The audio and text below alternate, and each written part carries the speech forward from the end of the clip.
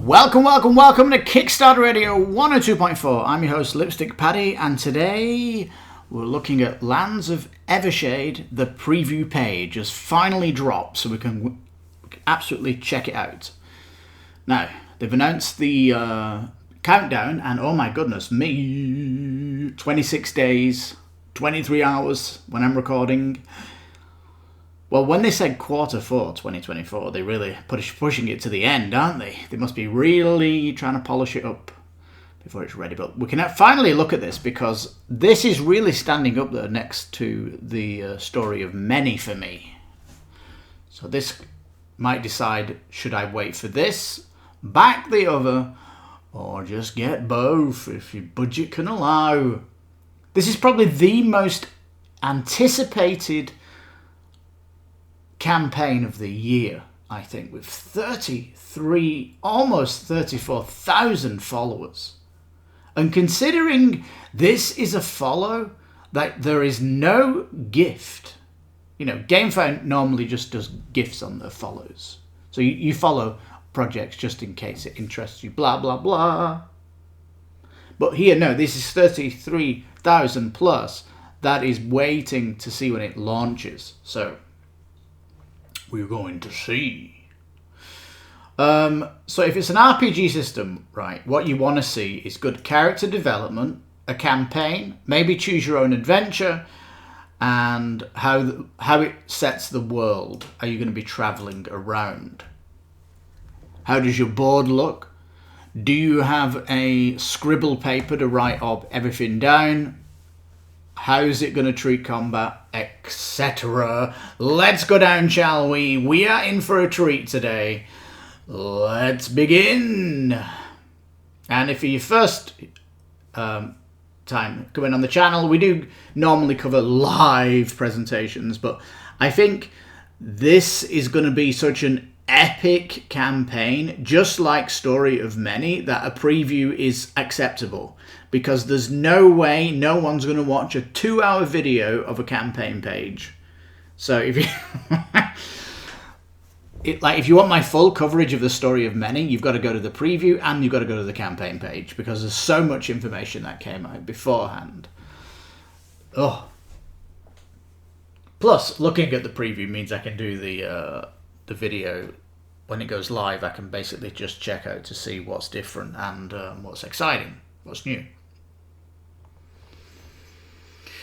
Alrighty then.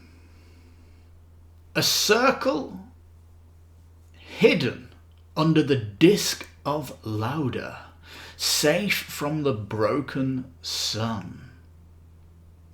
Right, so there's a circle of land that you're safe and the rest of the world is dangerous, is it? Here, cities sprawl around the rays of light that bring doom, but also power. Cities sprawl around the rings of light. So this is outside of the ring. This is what's going to bring doom. Mysteries of the past are waiting to be uncovered. So mysteries of the past are basically stuff that's outside the ring. Then you're going out there to see what was, essentially. And who is building these cities if the only living things are in Lauda? Interesting, no? Alright. Now it looks like they've got a massive tome here, and it doesn't look like this is...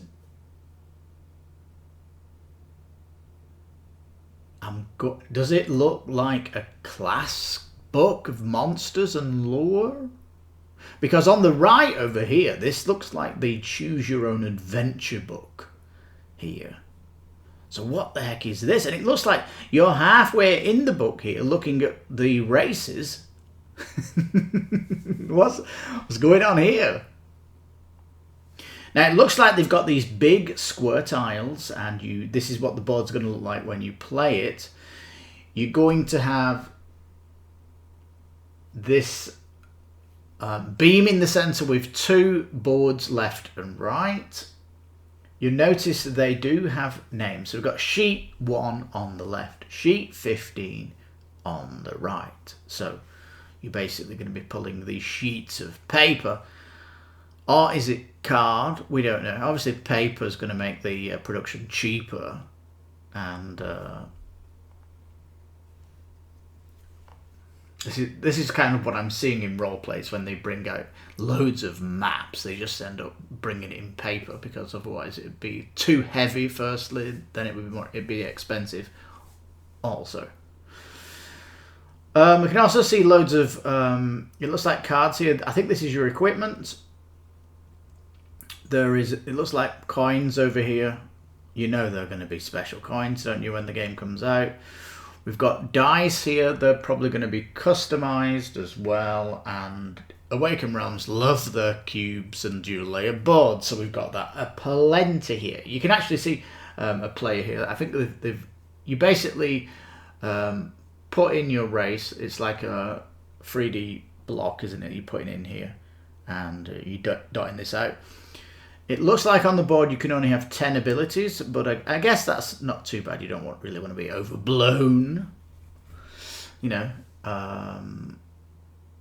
But then again, it's going to be interesting because if you become a wizard, are you going to be happy with 10 abilities? Because you really want a spell book as a wizard, don't you? Anyway, it's going to be grand, which means 100 hours. Richly narrated adventure. Is it going to be foreteller? These are questions. Approachable and easy to learn. Hopefully, yes. Some of the games are complex. So that's a good pillar of design. And again, this is what the pinnacle of board games is at the minute, is the merging of RPG and board game. Because RPGs are based in, coming from the 70s, it's a pen and paper, you can make things up, you can decide, you can RP it, role play it, do whatever. But when it comes to a board game, you need to have it more grounded. You need to see everything when it comes to a board game. You can't simply get away with what role playing gets away with. This is why we've got all this delicious things, eye candy to look at. So where Story of Many has this grand map of the world, I think that's what's missing here, is that grand map that you can travel around. Perhaps they've got the map on the sheets here, but they're not showing it because you want to be traveling around there. And I think we've got if you can just see sheet 3 here, it looks like you're one part of the map here. But there's not like a blown out resolution, which is what Story of Many has. And I think this is going to be far more linear than Story of Many, which is more open world. And when you get down into the dungeons or whatever in Story of Many, you've got cards that lay out the grid of the map. The card system in Story of Many, though, is exciting because you don't know what's coming. It's hidden. Whereas here, you're seeing everything from these sheets. It's very hard to hide stuff using these big sheets. So I think that's potentially not good because, for example, in other RPGs, that tabletop RPGs, they normally have tiles that you put together and you don't show the tiles around the corner. You've got this aspect of a fog of war. And that's a really cool aspect because you feel like you're exploring. Whereas here, you're just getting it looks like a piece of paper. You can see everything and you're just walking around, hovering up the icons to see what's there and what stories you can pull from them. That's the kind of the setup here. It's not that. I don't know. Interesting. We'd also see a palace here, a gate, so there might be some puzzles.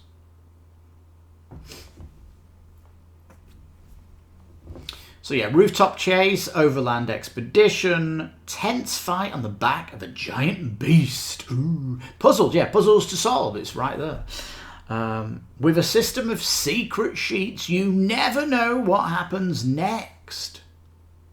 maybe story-wise, but you're going to know what the map looks like, maybe. Or is it going to go warehouse, and if you go through this door, you then get the next sheet? Is that how they're going to do it? Now, the column in the centre here, it has this A to Z, or A to Z if you're British.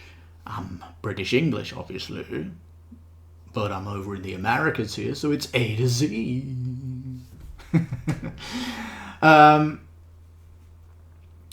So yeah, you may have got sheet 5 out. You moved your piece to look into one of the districts. You got a choose your own adventure thingy, and the choose your own adventure said you want to enter the building. And when you entered it, then you pulled out sheet 6, and this is where you are. So I think that's how they're doing it. It's a very, very quick setup anyway, isn't it? I don't know what the A to Z thing is in the middle. That's a little bit of a mystery. But on sheet 6, it does have an objective at the top left, which means this is a use once location. Like, you are not going to be coming back to this warehouse in the whole of the RPG once you've done it, so it's done and dusted. Whereas the City of White, well, are you going to be returning back here? We don't know. Now, it does have this wheel at the bottom of this art, which is the time. And it looks like it's the days are on here. Interesting. So the aspect of time. I think the Story of Many also has the story as an aspect of time as well. So yeah, that massive book I was mentioning at the beginning with the Druid page. This is what they're calling the Player's Handbook.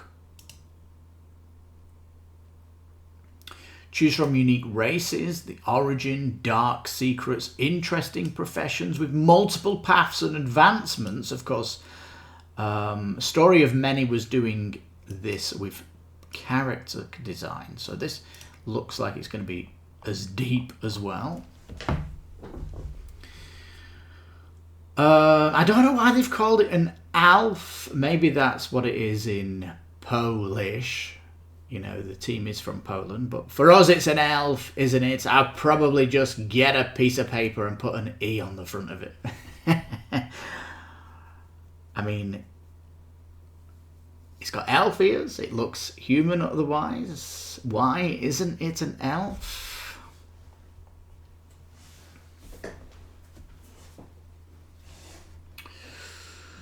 So here, it looks like your character customization is not going to be quick or easy. It's a little bit of friction because you've got to be turning pages, reading stuff, getting getting all these abilities from this book. Whereas Story of Many is beautifully designed character that can be banged out the box and ready to rock and roll. Here, you need this book to kind of design stuff. Now, Story of Many was bringing in that incredible depth of character from role-playing. And what this game is bringing from role-play is this role-play book that the Dungeon Master might have. And it has everything in it. This would also be used to create your own campaigns and stuff if you desired. So I wonder if this book is also going to lend itself to that. Now, interesting though, to play an elf, it does say here, place the attribute tokens. Now, instead of pen and paper, they want to use cardboard here, and you're putting it inside. So your starting stats are putting in here is shields, and you probably be able to train these. And of course, there's an age. No, it's not age, it's agi. It's agility, isn't it? I'm like, age is 2 years old. Now, it does say character cards. Most of your actions and reactions will be standard cards that you just put in here.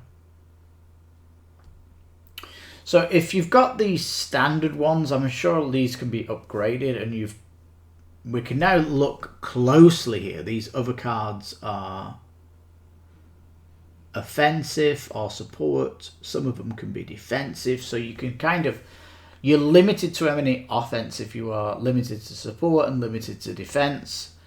potentially. And so as a wizard, are you going to be happy with just a couple of spells? They might upgrade through the game though, so they get stronger and stuff like that, but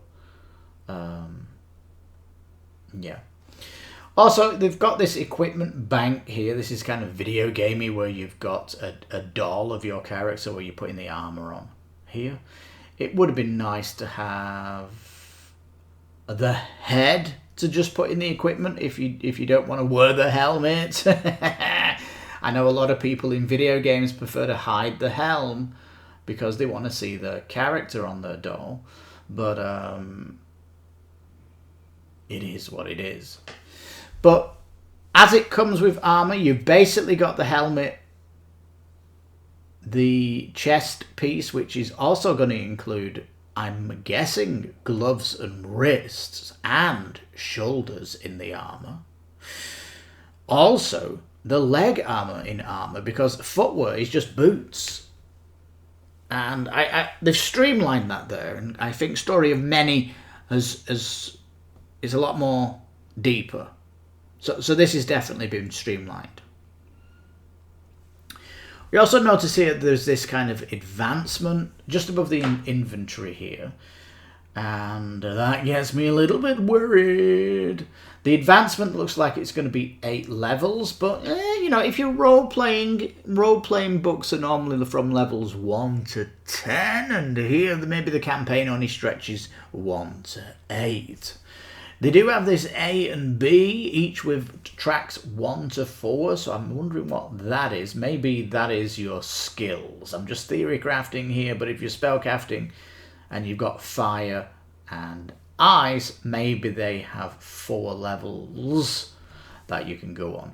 Now that is a little bit of a shame, because Story of Many, you had a massive tree of abilities to everything you have, and you can multi-class in Story of Many. It's such an exciting game.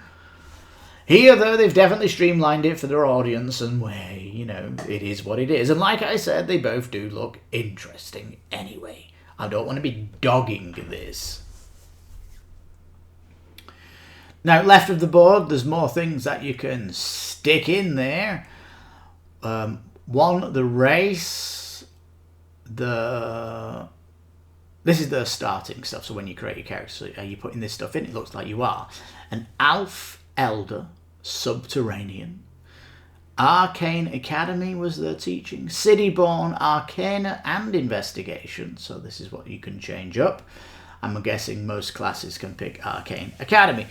And Paladin, Battle Magic Warfare Leadership. They have a secret origin, which is they've got a sister or a brother out there. Advancement is Arcana. And Animal Handling. So I guess if you want to call it multi-classing, I guess that is a multi-class, isn't it? A Paladin Spellcrafter. A Paladin is normally a healer. Arcana is arcane magic, which is damage, isn't it? Animal handling, does that mean they have a pet? So that's a little bit hybrid, I think, but it is interesting all the same. In fact, they're holding a sorceress's grimoire, which is a bit weird for a paladin. And the paladin's wearing a robe? Huh? Really? A paladin is plate armor. This is blasphemous, I hear you cry. And for those that are upset at the sandals when clearly it's a pair of boots. And I'll tell you now, my biggest disappointment of this is that nothing here has a name. It's a quarterstaff +1. It's sandals, formal robe with nothing attached to it. No name, special abilities or anything. You've got a +2 sword. Oh my god, just a +2 sword. This is going extremely basic. And I think that the way they've done this doll system is they're trying to make it as usable and generic as they can, it looks like. Story of Many has so many legendary things in it.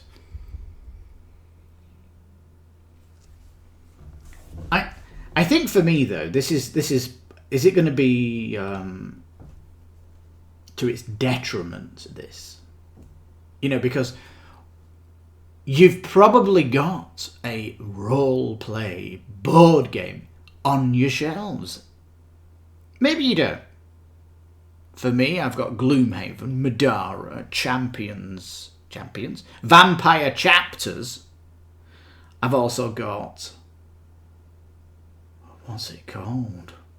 It's an Aris Adventures. And, you know, so for me, Story of Many is doing something new. And for this being so linear, what is it doing that those games have not really done? But for me, a roleplay, one of the most important things of a roleplay is the character growth and its equipment.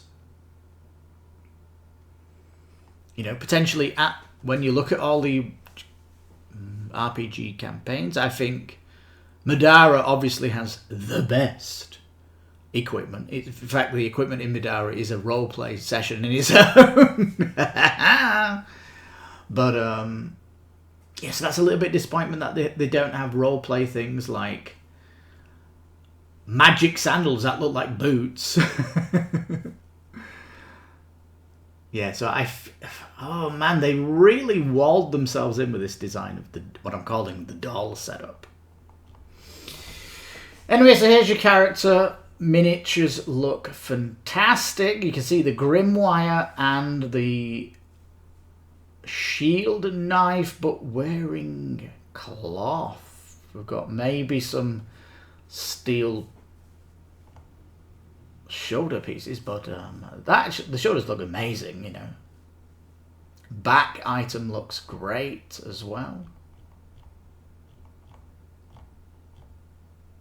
So if you're coming, I think if you're coming from classic D&D, this is going to be a little bit of a bizarre thing to see. Bog-Grim. Look at those caps, man. So, you know, Waken Realms have fantastic detailing on their characters, of course, and art as well. Yes. Let's go ahead down faster. Here's the human. They seem to have hidden the human face in the sculpture, which is a little bit disappointing.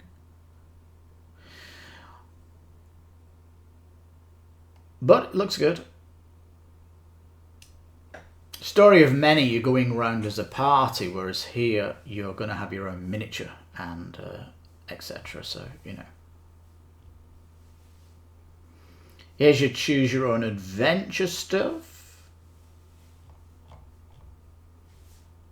I'm a little bit sad that it's just bare words, right? Because, for instance, Vampire the Masquerade chapter has parts of this book that you can't read unless you've got the red token that you put over, and it kind of translates it. And it kind of hides all the mega important stuff. Whereas here, you know, I don't know if you've ever had a book like this, but sometimes I might just glance over at something and go, what? And it can be spoilerish. So it doesn't look like there's been no advancement in the book, and I think, yeah, that's fairly sad that they've not done that. Also, I'm coming back to this. There should be kind of like what are they called? A piece of ribbon that comes down to mark the pages in this book, because often the Choose Your Adventure wants you to go to a page in the book, right? And you go to that page, but then someone at the table goes, I need the toilet, and they go off to the table, and when they come back they say, what's my choice? And then you've got to go back to that page, and it's like, oh fuck, pardon my French, oh fuck, I forgot what page it was. Why is there no ribbon here? Oh. So you kind of have to bring your own bookmark to kind of try and help you when you use these Choose Your Own Adventures, because you churn into a page and you might need to go back and see what it is, you know. Anyway, so yeah, put some ribbons in here. Goodness gracious. Now it has this aspect where it says,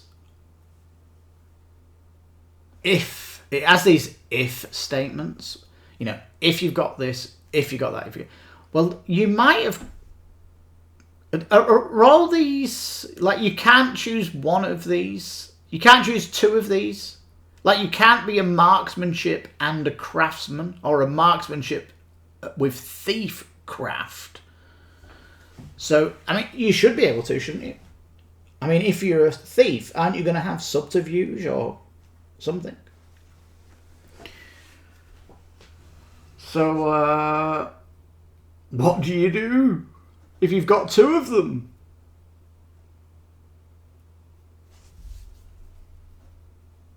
I don't know.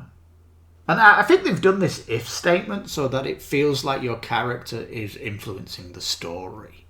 And it doesn't matter how you've created your character, you're going to have something that comes out. It is really nice to have that, where you feel like your actual character that you've designed is impacting the story. So, you know, at least they have that concept. You can see some of the enemies here, they're using some kind of plastic, which is a more modern approach to minis, which is looking good. Character bases are always fantastic. I think the art, though, is very dark and moody.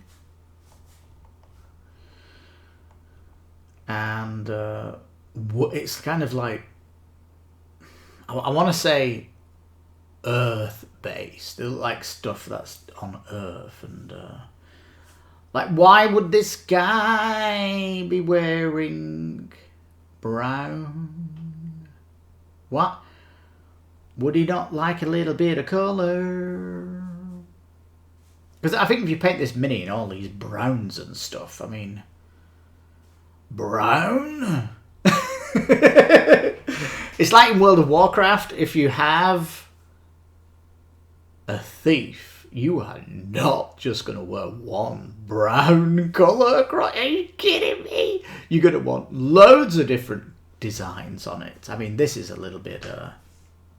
and what I'm trying to say is the art's a little bit too moody, too kind of grounded in Earth, and it doesn't really play to kind of its fantastical stuff. Anyway, beautiful model here. It looks like some kind of apparition. A boss. It says it's going to be a large one. We don't know how big it is. This is a beautiful one, isn't it? Books just flying around, some kind of ghost. So obviously more enemies coming soon, and obviously all these minis are going to be cha-ching, cha-ching, cha-ching. Oh, this bit's exciting. It reminds me of Arceus. You have a camp that you can upgrade. And maybe it's a little bit like Frosthaven, but streamlined even more, where the camp... You've only got like 9 things here, but you know, Frosthaven's a bigger camp. In fact, it's not camp; it's like a village.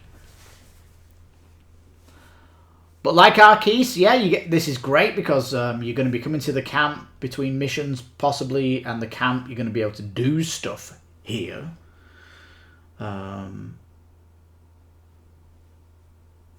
And it looks like, for example, this camp sheet, it might say put this card in, because you've got Loreth the Wounded Apprentice, and I'm pretty sure that's a timed event. You know, that potentially might happen somewhere in the story, that when you set down camp, this guy is there. Like, he's not going to be wounded for the whole campaign. And it actually encourages you to talk to this person. So when you come to the camp, there is events happening here, which is good. Nelia, the Scandalous Servant, is here. You can roll for charisma to, if you're city born or you're a merchant, it says, or gain some gold. So there's a little bit of events that are going on in the camp, which is good. Recover by the campfire and have a chat with your followers. Your camp changes before your eyes with each upgrade.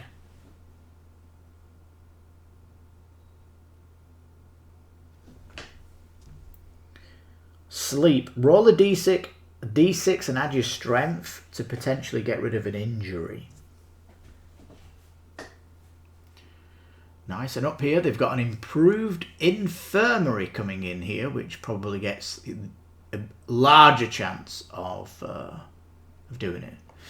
Now you notice the cards here seem to fit with the art. I wonder, when you fit the infirmary in, does it actually balance with the art, or is it gonna just look different?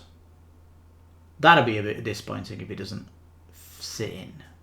But we can't tell here if it is going to do it.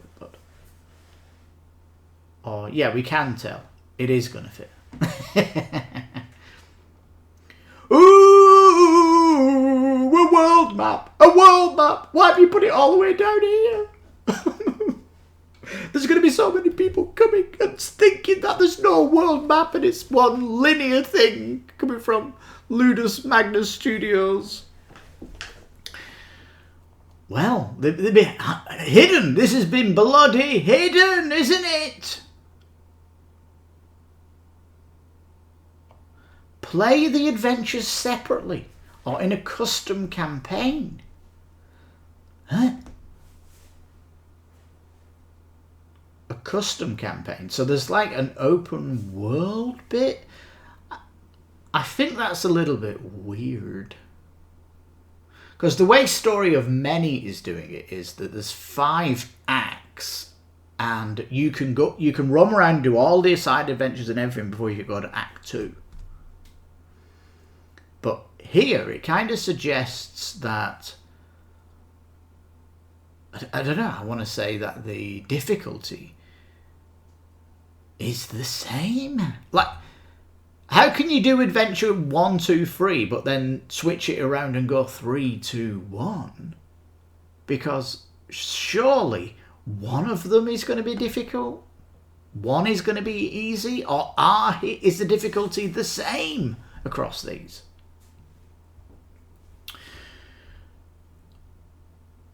Or a custom campaign? So when it comes to this aspect of like a fully fledged campaign, this worries me that you can play it separately.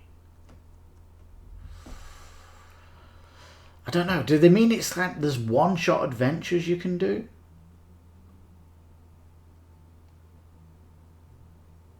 I don't know.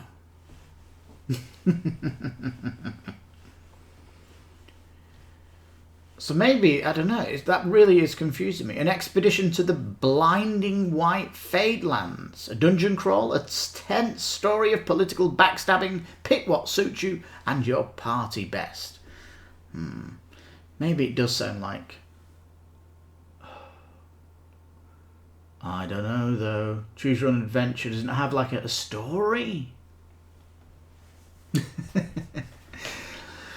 Now, we're getting a look here, or a kind of a preview here of how much content there's gonna be.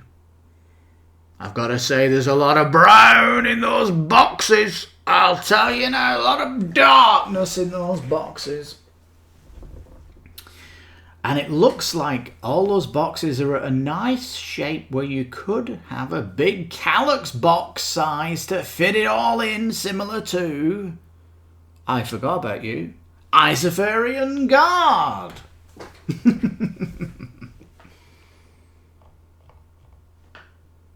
Alright, so there we are. That's all we know.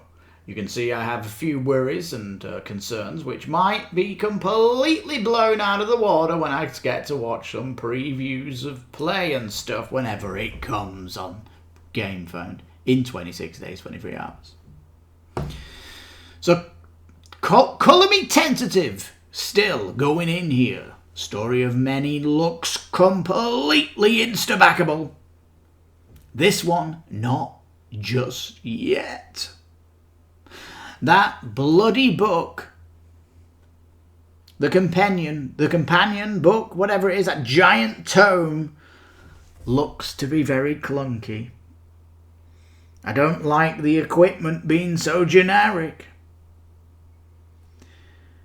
8 levels. I want to see the book of abilities. Like, you can't have a sorcerer with a limited spell book. So these are kind of concerns. And Story of Many on the map, the actual map changes between the acts. Here you've just got one map, and I'm guessing you can just roam around free will and do what you want. But where's the main story there? And then, is it going to really be a grand adventure if there's no real evolution to that map? I don't know. So, is it going to be really a 100-hour campaign, or is it going to be limited? Or is it going to be, here's some extra boxes that open up areas? If you want to make it the grand adventure, you're probably going to have to go gameplay all in and have all these extra boxes. Maybe. So there we are. I do have some concerns. I'm still excited about the project, but this is maybe more tentative. And why hide the world map at the bottom? I don't know. But the way I'm going, it's not like I can back one or the other. Story of Many, god damn it, can't miss that one. So for me, it's going to be, am I getting them both? Or does this one going to be missed? You can just miss it. We don't know. Well, there's me and 33,867 people waiting for that answer of that question. But I'm definitely sure we're more excited after seeing what we've seen, but we just haven't seen enough. Man, I think when the campaign's out, that page is going to be a monster project page to go down. If this is just a preview, a little sampling of what it has, dear me, it's got so much more to go. Well, but you can bet your bottom dollar I will be here covering it when it comes out on GameFound. Dear me. And yeah, it does have to be stacked up against Story of Many because that is an absolute massive campaign. Oh, that looks so good. That RPG board game that's coming out. Anyway, peeps, what do you think? Story of Many, Lands of Evershade. Will you get both? Are you happy just getting one? Is this a little bit disappointed? Like I have been a little bit disappointed on this video. Yes. And of course, there's going to be all those minis. And it's going to be expensive. I'm guessing, let's make a guess. This is going to be a monster €500 price box when it comes out with the minis. If you go for all in with the minis, it's going to be upwards of 500, isn't it?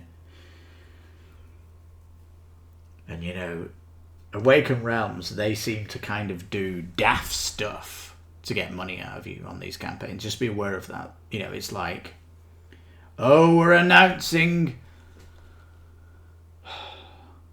pets. You can have a pet, and here's the minis for it, so you buy that. Oh, we're announcing,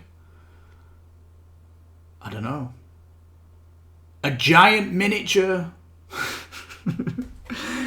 You know, they have got form that they absolutely just add stuff on, especially Pro's project when it comes to Lands of Evershade. So there's all that concern. I'm just blathering here. Peeps, we've seen it. We've seen the preview. We need to see it all. Questions still remain. They need answering, and dear God, hope we get more answers leading into the campaign. But it's certainly not going to take my pledge from Story of Many. No. So I think on that bombshell, Lands of Evershade, you need to do something so unique against all my RPG board games. And if you can't nail, if there's no actual campaign, if there's no big selection of abilities, like a spell deck, I'm going to be angry if that happens. If that isn't in here. Because you can't come from roleplay and not bring that stuff across.